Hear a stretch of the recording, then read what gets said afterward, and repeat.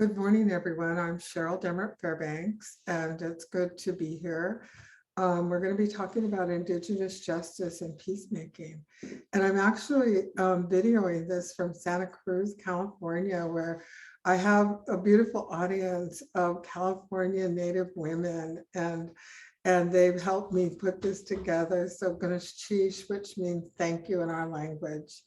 And so I'm going to share some ideas about Indigenous justice because American justice is in crisis. And often we as tribal people have always been facing the wrong way. We were looking to the outside instead of just turning inward to really value who we are as the Indigenous people of North America. And so I developed these principles for peacemaking. And one is, of course, we talked yesterday about having core values as the foundational principles, because that's where we find common ground. And that's exactly where we can build our stories, our songs, our way of life, from our core values. And so that would take a whole video in itself. But the other principles I would like to share is we've been facing the wrong way. And we just have to turn around and value who we are and our ways. And that's through the core values. And so the other is we have to also understand the impact of federal policy and how that resulted in historical trauma. And by federal policy, I mean the removal, the breakup of our land base, the allotments, the termination era, the IRA era. Those were all designed to assimilate us and terminate our way of life. And they're very genocidal principles.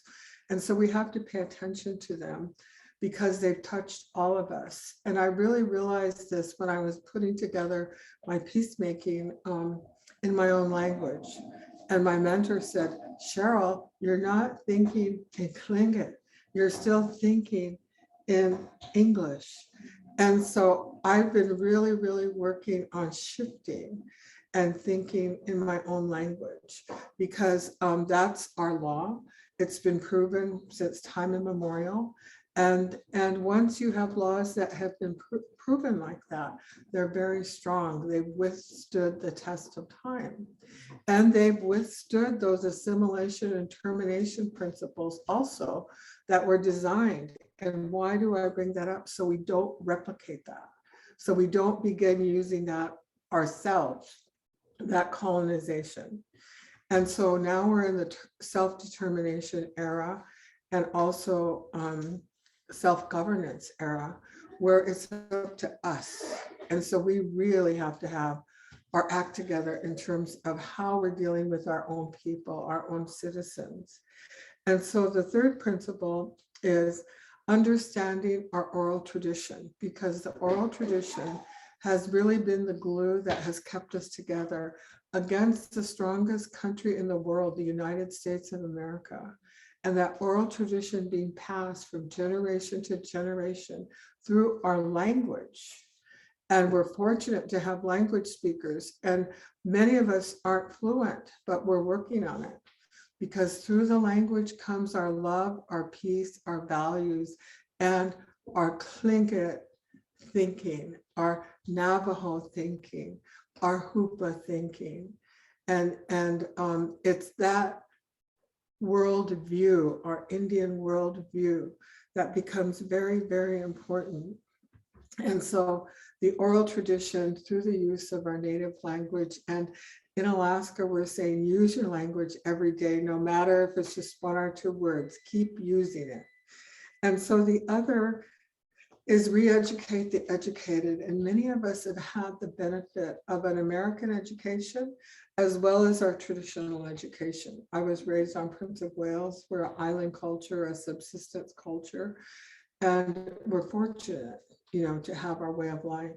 But education was a way to terminate us and assimilate us. So we have to be careful. And so now I say re-educate so that we use both of our educations to make a difference for our people. Because some of us have not had access to American education or to our traditional Native education. And so it's going to take all of us to bring that together. And the last principle I call unity, because my dad said he never thought he would see the day when it was Indian versus Indian.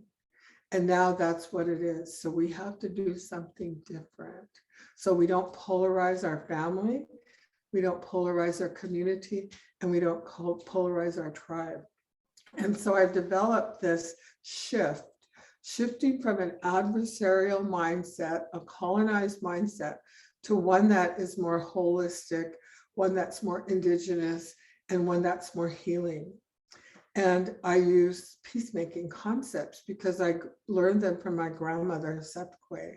When she had 5 sons, she'd bring them in the living room, sit down, hammer it out, whatever the issue was.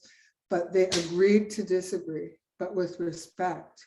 And so when you have someone disagreeing with you, remember, that's going to help you bring clarity. Don't be defensive. Think it through. And so on the shift, and with peacemaking, it's much more spiritual. We always start with prayer. And that's what we do in Indian country, throughout Indian country. That's a common factor, is starting with prayer. I've tried it with prayer. I've tried it without prayer. Guess what works? Prayer. And so I always start with prayer with my peacemaking, because it brings a spiritualism and it brings a synergy where everyone has a chance to speak. And no one is speaking for you. You're speaking for yourself. And so shifting from that colonized mindset to one that's spiritual and holistic and indigenous is really important, because we have to prepare for the next 7 generations, because someone prepared for us, someone prayed for us, so we would be here as the 7th generation. And so the S is for spiritual and speaking. The H is for healing. And nowhere in law school did I ever hear healing. I always heard, I win, you lose. And so now for us as Indigenous people, we have to move toward healing and healing ourselves. That's self-care, collective self-care, healing each other, our families, our community, so that we're standing as one. And in that healing, we have that holistic approach where we're not just putting people away, but we're really looking at the deep rooted, like the tip of the iceberg. We only see a little bit, but there's all this historical trauma, actual trauma, vicarious trauma. Now we have that pandemic overlay on top of it, and that has impacted all of us. And so moving toward something that is more healing and holistic and healthy, because it doesn't matter about sovereignty if our people are dying and our women are being beaten up and we're losing our kids. So healing has to be a very important part of our sovereignty. And the I stands for issue, because we're always going to have issues. And so we have to learn, every society has issues. And so we have to learn that through peacemaking, or through our indigenous thinking, our values, our prayer, our spirituality, we can really look at issues from our worldview, not a punitive one, but one that's healing and one that really fits who we are. And we get that through our language and our indigenous lens. And in that healing, I say, be gentle on the person, tough on the issue. Often in Indian country, we can be tough on the person and we almost forgot what the issue was, because the families have drawn the line there, or someone upset me. So be gentle on the person and tough on the issue. So you're holding people accountable, but not in a punitive way, in a healing way. And so when we agree to disagree with respect, one of my judges helped me get that with respect on it, because you can disagree and, all of a sudden I'm like, I don't like that person anymore, I'm out of here, And so when you agree to disagree with respect, I was telling the president of our tribe, that don't get defensive about that, because that brings clarity, And if you're balanced, you're going to allow that to bring clarity to what the issue is, and not that I win, you lose kind of mentality that the colonizers and the adversarial method really focuses on. So that's the I, and the issues can really be seen from an Indigenous viewpoint, our worldview, not someone else's. And then the F is really stands for facilitated, because as facilitators, you have the responsibility to bring your skills, to bring healing. So it's not the Indian problem, but the Indian solution. And that's very hard because consensus is a skill that was given to us by our ancestors so we could live side by side in our community. And that consensus is an important skill in peacemaking. And peacemakers are very important because they're the facilitators. And you have your own style. It's not one size fits all. It's you develop your own style per your own values, per the way you relate to the world. And so it's very flexible. And it's not that you have to be like a judge or a XX, but yourself, your authentic self. And so that facilitation is very, very important because we're moving from the Indian problem to the Indian solution, where everyone owns the solution. And when everyone owns the solution, guess what? You don't need a probation officer because you have all the right people right here building the solution, and you're passing that basket and making it better and better and better as you go the rounds. And so the last is T, which is really transformational. And transformational to me means change. And I'm getting pretty old. I don't like to change too much. But to be a peacemaker, you have to walk your talk. And it's that change that we want. We don't want to put people away. As Native people, we have over 26,000 of our people in prison, put away. We have maybe 12,000 of our kids in state custody, taken from families, separated. And we have maybe 12,000 of our kids in tribal custody. That's 24,000 of our kids lost. And then juveniles, when they were doing the study nationally, we lost count of our Indian juveniles. So they're going from foster care into juvenile, into adult system, into the prison system. We've got to stop that because American justice is in crisis. And if you have the money, you can afford it, you can participate in it. And we've seen that all too often as tribal people. We didn't have the money to pay for good counsel. And so we have to stop and shift to something that's more spiritual, something that's more healing, something that's issue-oriented, so we hold people accountable, and something that's facilitated, because nowadays our issues are pretty complex, and it takes everyone to work together to do the heavy lifting, and then moving to transformation and change so that we're living in a healthier community, because it's important, because we've all been impacted by the historical trauma and we don't want to stay attached to that. And so those principles are just strategies for you to use in your toolbox. And I wanted to say that one thing that I learned in Santa Cruz, working with the California Native women, is how they hold each other up and how they're strong and verbal and kind and visionary. And that's what we bring to the peacemaking table, is those kind of values to make it better, not just for us as tribal people, but for all of America. That's what the Constitution guarantees. And so we can be good neighbors. We can develop good allies with different jurisdictions. And I want to close by just saying that one example I used is with an adoptee when I was teaching at the University of New Mexico Law School. This adoptee came and said, I was adopted by missionaries. My parents have died and they were so good to me, so loving. I'm not complaining about that, but I have some health issues and I would really like to meet my bio family. And the first group, use the adversarial method. Nothing about our core values, nothing about what I just explained. And it blew up in our face. So the second one, I managed to find someone who could speak Dene.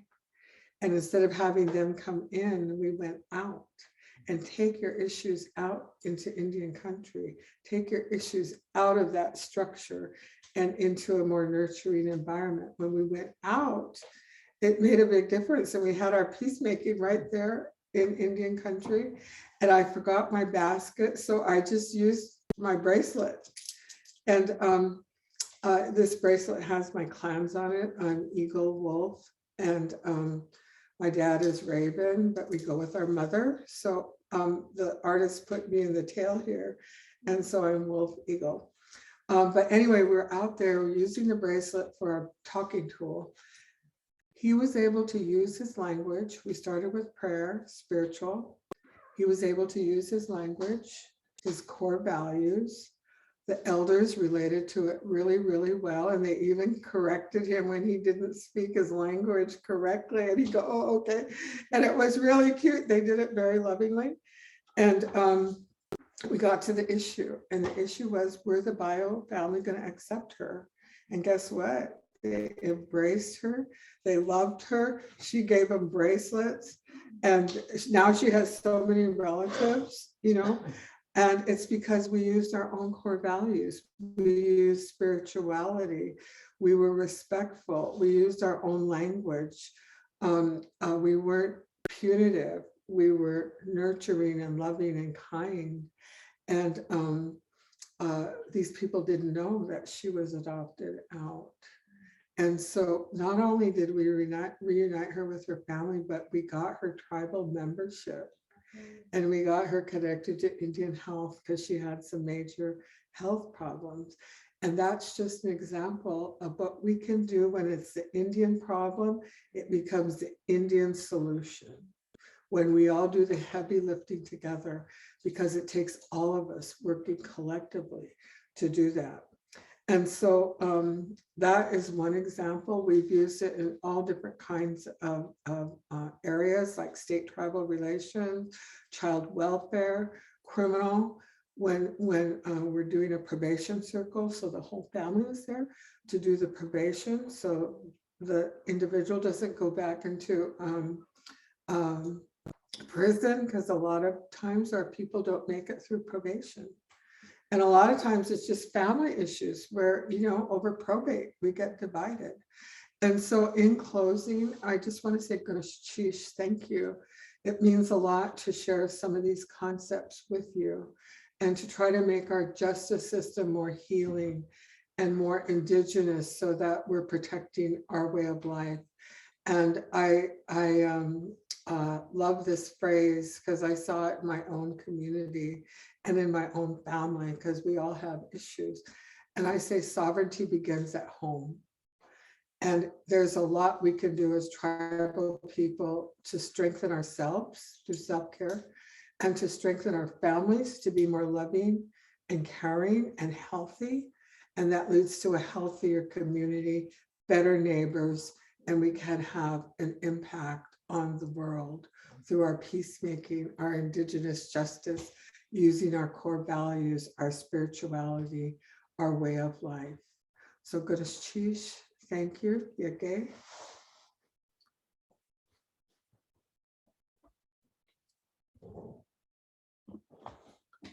Beautiful. That went fast.